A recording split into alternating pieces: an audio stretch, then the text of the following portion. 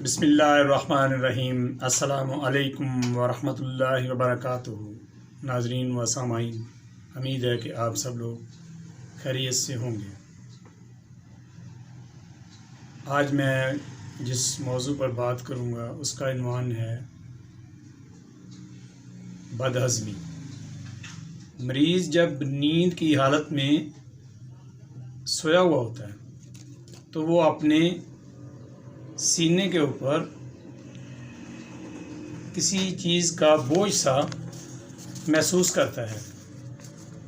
जब उसे ये बोझ वगैरह पड़ रहा होता है तो वो हरकत नहीं कर सकता, हिल नहीं सकता। इवन कि वो अगर आवाज़ निकालना चाहे डरते हुए तो वो आवाज़ भी नहीं निकाल सकता। इस सिलसिला में हम आपके लिए एक नुस्खा लेके आए हैं। इससे पहले कि आप को नुस्खा बताएं, आप मेरे चैनल को सब्सक्राइब करें, लाइक करें और अपने दोस्तों के साथ शेयर करें। तो अब बगैर वक्त ज़ाया किए हम नुस्खा की तरफ चलते हैं। पहले नंबर पर है जी तुर्बद सफ़ेद। इसका वज़न हम लेंगे 1 तोला। दूसरे नंबर पर है जी तुखम हंजल, जिसे हम तुम्मा के बीज भी कहते हैं। ये भी हम 1 तोला ही लेंगे। और उसके बाद है जी सबर सकूतरी, जिसको हम मुसब्बर कहते हैं, काला स्याह मुसब्बर, ये भी हम 1 तोला ही लेंगे। सकमूनिया है जी हमारे पास, ये हम आधा तोला लेंगे इसमें। उसके बाद है जी पोस्त हलीला ज़र्द, ये जो हरड़ होती है उसके छिलकों को कहते हैं, बड़ी हरड़ के छिलका को पोस्त हलीला ज़र्द कहते हैं। ये भी हम 1 तोला लेंगे।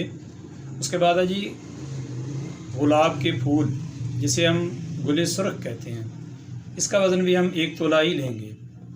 इन तमाम चीज़ों का हम सफ़ूफ़ कर लेंगे और सफ़ूफ़ करने के बाद इसमें कवार गंदल का गूदा, जिसको कवार ऊपर से छील के उसके अंदर से सफ़ेद सफ़ेद सा जो मवाद होता है वो हम लेंगे 1 तोला।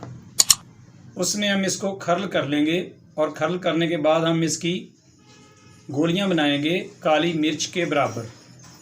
और ये गोली हम ताज़ा पानी के साथ सुबह और दोपहर एक गोली हम इस्तेमाल करेंगे। तो इंशाअल्लाह ताला जो मैंने ऊपर बीमारियां बताई हैं उस पे ये काम करेगा। आप इसको बनाएं और इस्तेमाल करें और मुझे अपना फ़ीडबैक जो है वो व्हाट्सएप पर वॉइस मैसेज में दें। अब मैं आपसे इजाज़त चाहता हूँ इस दुआ के साथ, रब्बना आतिना फ़िद दुनिया हसनतम व फ़िल आखिराती हसनतम व क़िना अज़ाबन्नार। अस्सलामु अलैकुम व रहमतुल्लाहि व बरकातुहू।